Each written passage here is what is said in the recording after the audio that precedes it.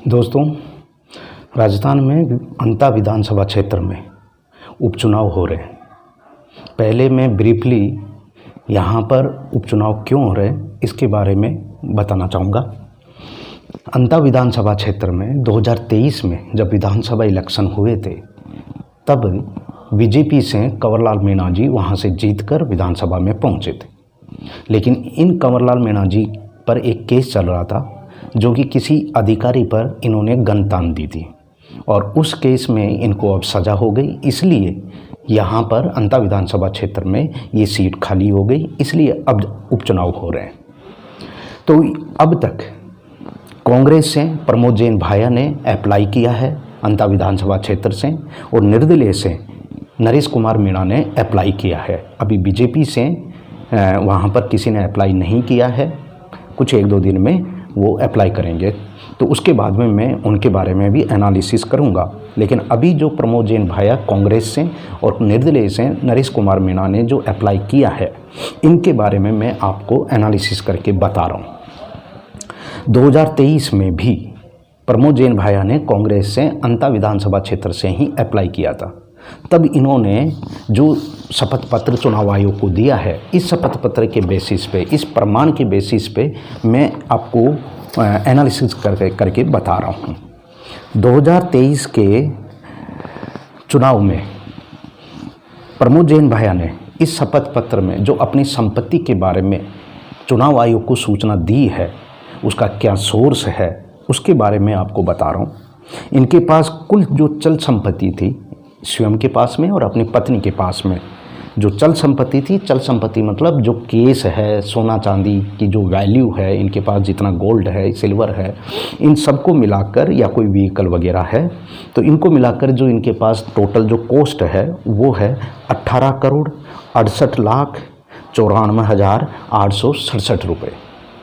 और जो इनके पास में जो अचल संपत्ति है, अचल संपत्ति का मतलब है कि एग्रीकल्चर आ जाता है, उसमें फार्म हाउस आ जाते हैं, कहीं दुकान है, कहीं फ्लैट वगैरह ले रखा है, तो इनकी सारी जो वैल्यू है वो सारी वैल्यू है अभी 2023 के जो चुनाव में इन्होंने शपथ पत्र में दिया है, उस शपथ पत्र के अनुसार इनके पास कुल अचल संपत्ति जो है वह 37,80,07,800 रुपये।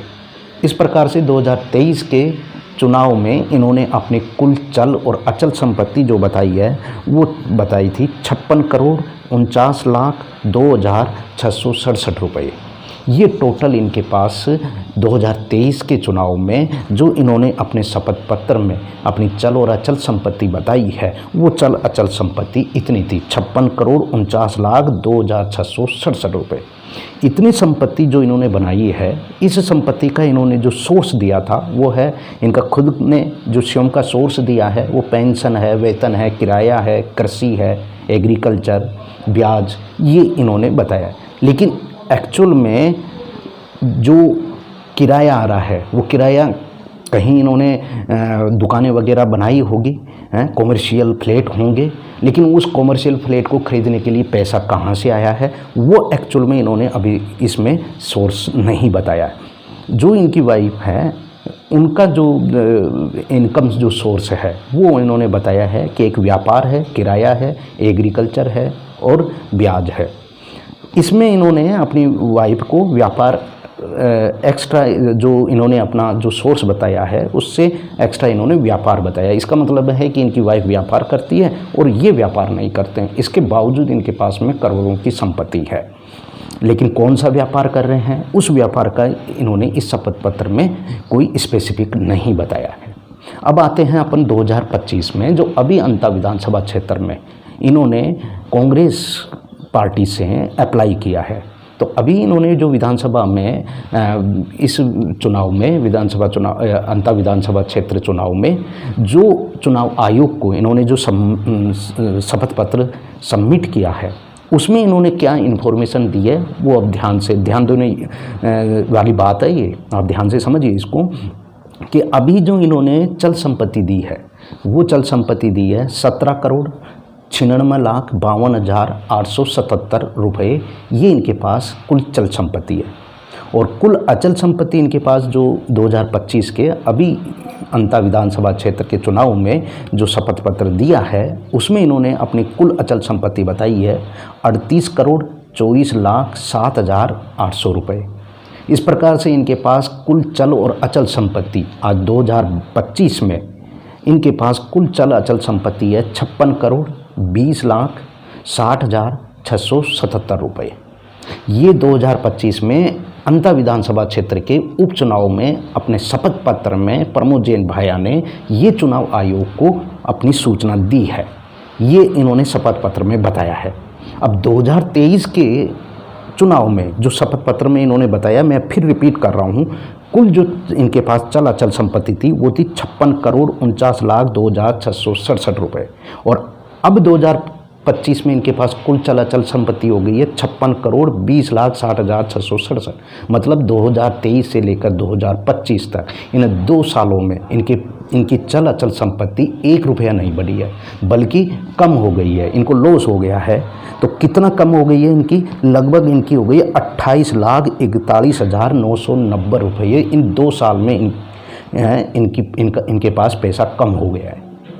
अब यहाँ पर मुझे 100% डाउट लग रहा है कि जिनके पास करोड़ों की इस प्रकार की संपत्ति है चल और अचल, आज के वक्त गोल्ड और सिल्वर का बहुत हाई रेट वैल्यू जा रही है, हाई प्राइस जा रही है, उसके बावजूद इनके पास चल और अचल संपत्ति 1 रुपया नहीं बढ़ी है, बल्कि 28 लाख रुपए इनके पास कम हो गए हैं 2 साल में। इसका मतलब है कि कहीं ना कहीं इन्होंने शपथ पत्र में झूठ बोला है, कुछ चीज़ें या तो इन्होंने छुपाई है, ये जांच करने योग्य है। अब आते हैं नरेश मीणा जी। नरेश मीणा जी ने 2023 के चुनाव में छबड़ा विधानसभा क्षेत्र से निर्दलीय ही इन्होंने चुनाव पत्र में चुनाव जो है वो लड़ा था छबड़ा विधानसभा क्षेत्र से। तब इन्होंने चुनाव आयोग को जो शपथ पत्र सबमिट किया है उसमें इन्होंने अपनी चल और अचल संपत्ति जो बताई है उनके बारे में आप ध्यान से समझिए। इन्होंने अपनी कुल चल संपत्ति बताई है इनके पास और इनकी पत्नी के पास में, दोनों को मिलाकर जो कुल चल संपत्ति थी वो थी 57,11,335 रुपये और जो कुल अचल संपत्ति थी वो थी इनके पास 90 लाख रुपए। इस प्रकार से इनके पास कुल चल और अचल संपत्ति जो थी 2023 के चुनाव में तब इनके पास थी 1,47,11,335 रुपये। ये इनके पास कुल चल अचल संपत्ति थी 2023 के चुनाव में। जो चुनाव आयोग को इन्होंने शपथ पत्र में अपनी सूचना दी है, इन्फॉर्मेशन दी है, उसके बेसिस पे मैं आपको बता रहा हूँ। इनका जो स्वयं का जो इस इनकम का जो सोर्स इन्होंने अपने शपथ पत्र में बताया है वो था पेट्रोल पंप। इनके पास एक पेट्रोल पंप है, केवल वो ही इनके पास इनकम का सोर्स है। और इनकी जो पत्नी है वो हाउसवाइफ है, कोई इनकम सोर्स नहीं है, लेकिन उसके बावजूद इनकी वाइफ के पास में भी लाखों रुपए है। अब वो मुझे नहीं पता कैसे है।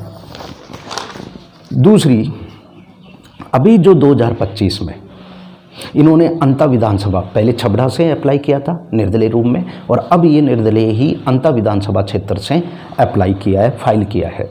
अब यहाँ पर अंता विधानसभा क्षेत्र में जो इन्होंने जो शपथ पत्र प्रस्तुत किया है चुनाव आयोग में, उसमें उन्होंने अब क्या सूचना दी है उसका मैं आपको विश्लेषण करके बता रहा हूँ। इनके पास 2025 में कुल जो चल संपत्ति है वो अब है 76,04,783 रुपये और इनके पास कुल जो अचल संपत्ति है वो है अब 2025 में 1 करोड़ रुपए। तो इनके पास कुल चल और अचल संपत्ति जो है वो हो गई है 1,76,04,783 रुपये। ये इनके पास अभी 2025 में कुल चल और अचल संपत्ति है और 2023 में इनके पास कुल चल अचल संपत्ति थी 1,47,11,335। इसका मतलब है 2023 से 2025 में इनकी संपत्ति में वृद्धि हुई है। तो कितनी वृद्धि हुई है 2 साल में? 2 साल में इनकी जो चल अचल संपत्ति बढ़ी है वो बढ़ी है 28,93,448 रुपये। ये इनके पास अपनी चल अचल संपत्ति इन 2 सालों में बढ़ी है। अब देखिए, अभी इसको चाहे आप कोइंसिडेंस समझिए, लेकिन इन 2 सालों में जितना नुकसान प्रमोद जैन भाया को अपने इन संपत्ति में हुआ था वो हुआ था 28 लाख के लगभग, और नरेश मीणा को इन 2 सालों में कितना फ़ायदा हुआ है, वही 28 लाख के लगभग। अब ये जो है इस सूचना में, अब मैं आपको दोनों का जो संपत्ति का जो विवरण है, इन्होंने 2023 में क्या बताया है, 2025 में क्या बताया है, वो मैं बिल्कुल इस शपथ पत्र में जो इन्होंने इन्फॉर्मेशन दी है उसके बेसिस पे आपको मैंने बताया है। अब इन दोनों का 2023 का और 2025 का, इन दोनों का अपन एनालिसिस करते हैं कि इनमें से दोनों नेताओं में से कौन सच है, कौन जनता के लिए बेहतर काम कर सकता है। क्या ये एक राजनीति के तौर पर, पॉलिटिशियन के तौर पर, एक नैतिकता के तौर पर, अपनी ईमानदारी के तौर पर ये वाकई में जनता के लिए एक अच्छे नायक बनेंगे या नहीं बनेंगे, इसके बारे में अब आप इन दोनों का एनालिसिस करके समझ सकते हैं। सबसे पहले प्रमोद जैन भैया पर आते हैं। इन्होंने 2023 में जो शपथ पत्र में अपनी इन्फॉर्मेशन दी है अपने बारे में, और 2025 के शपथ पत्र में जो दी है, उनमें बहुत ज़्यादा डिफरेंसेस है। तो ये किसी के भी डाइजेस्ट नहीं होगी। इसका मतलब है कि कहीं ना कहीं इसमें इन्होंने जो शपथ पत्र में दी है वो झूठ बोला है। तो जो व्यक्ति अपने बारे में कि उसके पास कितनी संपत्ति है, एक्चुअल में उसके पास संपत्ति बनाने का सोर्स क्या है, ये अगर अपनी जनता को ईमानदारी से नहीं बता सकता है, तो आप तय समझिए कि वो अपनी जनता के लिए कोई भी नैतिक काम नहीं कर सकता है। इसलिए मेरे अनुसार, इस शपथ पत्र के अनुसार जो इन्होंने सूचना दी है इस शपथ पत्र में, उसके आधार पर प्रमोद जैन भैया एक ईमानदार व्यक्ति तो नहीं है। अब आते हैं नरेश कुमार मीणा पर। नरेश कुमार मीणा ने जो 2023 में जो छबड़ा से विधानसभा क्षेत्र से इन्होंने जो इलेक्शन फाइट किया था, उसमें जो इन्होंने अपनी संपत्ति के बारे में बताया है, और 2025 के बारे में जो संपत्ति के बारे में बताया है, वो लगभग 28 लाख का ही डिफरेंस आ रहा है। जितना कम प्रमोद जैन भैया का हुआ है इन 2 सालों में, उतना ज़्यादा नरेश कुमार मीणा के 28 लाख रुपए ज़्यादा हो गए। अब ये कोइंसिडेंस समझिए या कुछ इनकी गलत इन्फॉर्मेशन है या नहीं है, ये मैं नहीं बता सकता हूँ, लेकिन एक जांच का विषय है ये। अब इन्होंने जो सोर्स बताया है, वो सोर्स बताया है पेट्रोल पंप। क्या नरेश कुमार मीणा के पास में केवल और केवल एक पेट्रोल पंप के बेसिस पर वो इतनी इनकम शो कर रहे हैं? दूसरा, अपनी वाइफ का जो इन्होंने बताया है इसमें सोर्स, वो एक हाउस वाइफ है। तो हाउस वाइफ के पास में अगर लाखों की संपत्ति हो रही है, तो इसमें भी इन्होंने कहीं ना कहीं कुछ ना कुछ चीज़ें छुपाई है, पहली। दूसरी बात कि अंता विधानसभा क्षेत्र का आप विश्लेषण करो कि, फिर मैं रिपीट कर रहा हूँ आपको कि यहाँ पर उपचुनाव क्यों हो रहे हैं। क्योंकि पिछली बार जो कंवरलाल मीणा ने यहाँ से चुनाव जीता था, उनके ऊपर एक केस लग रहा था कि उन्होंने एक अधिकारी के ऊपर, सरकारी अधिकारी के ऊपर उन्होंने एक गन तान दी थी, और उसी के एवज में उनको सजा हुई। अब आते हैं नरेश कुमार मीणा जी के पास। नरेश कुमार मीणा ने के ऊपर भी एक अधिकारी को थप्पड़ मारने का केस चल रहा है। अब मैं अंता विधानसभा क्षेत्र की जनता को ऊपर ही डालना चाहता हूँ। आप खुद समझिए कि हो सकता है कि जैसा कंवरलाल मीणा जी के साथ हुआ है, अगर कुछ ऐसा हो गया है, तो फिर तुम्हारी विधानसभा क्षेत्र की जो सीट है वो खाली होना तय है। देखिए, केवल और केवल चुनाव अग्रेसिव से नहीं जीते जाते। उस व्यक्ति के अंदर नैतिकता कितनी है, मानवता कितनी है, ईमानदारी कितनी है, उस व्यक्ति के अंदर इंद्रियों को संयम करने की शक्ति कितनी है, ये जब सारी चीज़ें मिलती है तब एक अच्छा नेता बनने के हकदार हो जाता है, और वो अपनी जनता के लिए ईमानदारी से वो काम करेगा। अब ये क्या है कि एक तो इनकी प्रवृत्ति ये है कि पहले छबड़ा से इन्होंने इलेक्शन फाइट किया है, अब अंता पर आ गए हैं। इसका मतलब है कि इनको एन के एन कारण से इनका केवल और केवल लक्ष्य है चुनाव जीतना। और दूसरा, मैं आपको एक रेफरेंस दे रहा हूँ आपको, आप इसको हॉनेस्टली, ईमानदारी से इस रेफरेंस को एनालिसिस करके देखिए। जो भी अपने विधानसभा क्षेत्र में राजस्थान यूनिवर्सिटी या किसी भी विश्वविद्यालय की छात्र राजनीति से बाहर निकले हैं, कोई भी व्यक्ति जो राजनीति में प्रवेश किया है, उसने अगर जनता के लिए या पूरी राजस्थान के लिए कोई भी एक आदर्श व्यवस्था अगर स्थापित की हो, तो आप बताइए। किसी भी छात्र राजनीति में नहीं मानता हूँ उसको, एक्चुअली में इन्हीं पार्टियों की राजनीति है। कांग्रेस ने NSUI और बीजेपी ने ABVP एक छात्र इकाई बना रखी है, जो इन्होंने पूरे एकेडमिक का माहौल इन्हीं पार्टियों ने खराब कर रखा है। अब यहाँ से जो बच्चे आ रहे हैं, तो आप देखिए कि उस छात्र राजनीति से जो बच्चे अपने स्टेट की राजनीति में प्रवेश किया है, चाहे वो हनुमान बेनीवाल ले लीजिए, चाहे आप मुकेश भाकर, राजकुमार शर्मा, प्रताप सिंह खाचरियावास, मनीष यादव, पुष्पेंद्र भारद्वाज, जितने भी यहाँ से बाहर निकले हैं, अगर किसी ने भी चुनाव जीतने के पहले या चुनाव जीतने के बाद में, राजस्थान विधानसभा में पहुंचने के बाद में, अगर कोई भी एक आदर्श व्यवस्था अगर स्थापित की है, तो मैं मानूं कि ये इन राजनीति से आने वाले राजस्थान का भविष्य संवार सकते हैं। एक्चुअल में ये जो भी इस राजनीति से आ रहे हैं, इन्होंने पूरे राजस्थान का माहौल केवल और केवल वो बिगाड़ते हैं।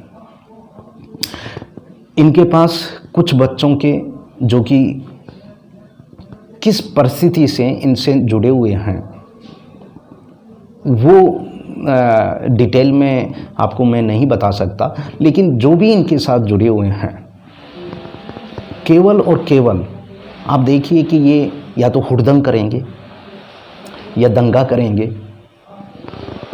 तो इनकी जो राजनीति है, वो राजनीति केवल और केवल दंगाई के बेस पर है।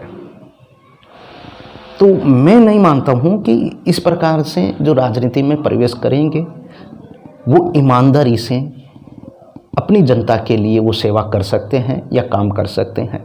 अगर ये काम कर सकते हैं तो अंता विधानसभा क्षेत्र से जो भी, चाहे वो कांग्रेस का कैंडिडेट हो, चाहे निर्दलीय कैंडिडेट हो, और चाहे बीजेपी का अब कैंडिडेट आने वाले दिनों में वो डिक्लेयर करेंगे, किसी भी पार्टी का या निर्दलीय कैंडिडेट हो, अगर वो चाहते हैं कि अंता विधानसभा क्षेत्र के लिए कुछ सेवा का अगर वो कर सकते हैं ईमानदारी से, तो अंता विधानसभा क्षेत्र के जनता के सामने मंच पर खड़े होके ईमानदारी से अपनी संपत्ति के बारे में और उस संपत्ति का सोर्स क्या है, इनके पास कौन कौन से व्यापार हैं, इनके पास कौन कौन सी फैक्ट्रियां हैं, इनके पास कौन कौन सी माइनिंग में इन्होंने इन्वेस्ट किया हुआ है, अगर ये अपनी जनता के सामने ईमानदारी से, पूर्ण पारदर्शिता के साथ, अपनी पूर्ण ईमानदारी के साथ अगर अपनी संपत्ति के बारे में बताने में इनमें साहस है,